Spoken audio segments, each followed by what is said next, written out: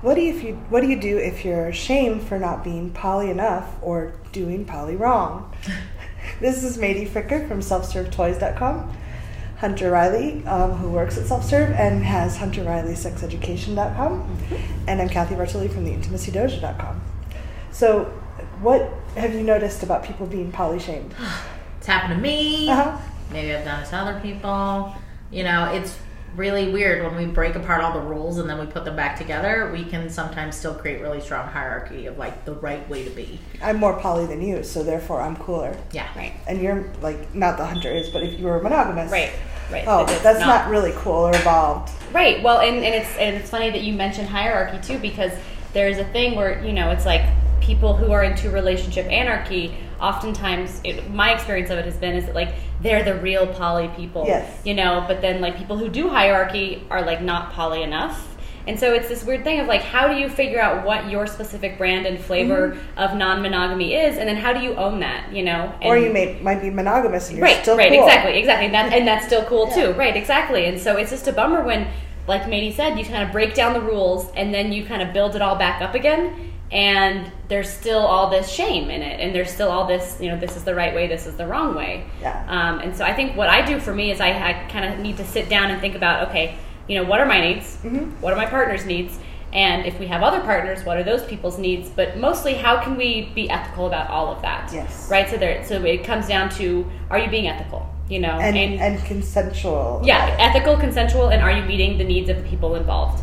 And you know, there's a lot of like bad talking, like swingers in non-monogamy community, and I'm like, swingers don't have to be, you know, this way. They don't have to be unethical. They don't have to be detached. You know, there's a lot of really amazing swingers who love their partners, you know, and again, it's like, are you putting it out there in a way where you're saying, hey, here's what I can offer you. You know, I can't offer that we're going to live together in 2 years. I can't offer that I can spend, you know, every night with you next week, you know, but I can offer this. And if that's not a good fit for you, please take care of yourself and don't get involved with me. Right. Like, let's not get involved with each other, because I can't offer you what you need. And so then you're going to leave feeling hurt. I'm going to leave feeling like an asshole because I didn't do these things that you needed. Maybe we didn't know you needed them. Who knows? But just not assuming that, you know, well, there's only one right way to do polyamory and it's my way. Right. Yeah, or you feel like there's a right way to do polyamory, and no matter what, it's not the way you're doing it. Yeah. You know, so it's very aspirational. Like if I was really poly, I wouldn't be jealous. I'd have 15 partners, and it would all be cool. Everyone would be cool. We'd all be sitting together having game nights. Like the way that they're having poly is the way I want it. And all my lovers will like all their metamors, and they'll all like each other. And we're gonna be in a triad, and we're gonna live together. And like that's not it. That's not it right now. So I'm doing poly wrong. Right. And I think that a lot of times it's really easy to feel shame about the way we live our lives. And for me, I call myself baby poly. I'm like new poly right now in a really conscious way at this moment in my life, and sometimes people who've been around the block a lot are really clear with me about like, you know, well, later you'll know, and I think that's also like sad too, to create this like, well, if you haven't been doing this for 15 years, you don't know what you're doing, and I'm like, sure, but you could be doing this for 15 years and get a new relationship and not know what you're doing with that person, and so, you know, just really trying to like let go of that expectation in our communities that there's a right way. And often when people are pointing at each other saying you're not doing it right, it's really speaks more to their judgment, and so it speaks more about them than it does about us. Well, and it locks everybody in. If there's the best way to do it, then you're kind of locked into that space. And our desires and our needs change, and we may meet someone who brings out something else in us. And if we're locked into one thing, we're never getting to explore or be present with ourselves. Ooh, I have an idea. Who here has felt like they aren't doing poly right?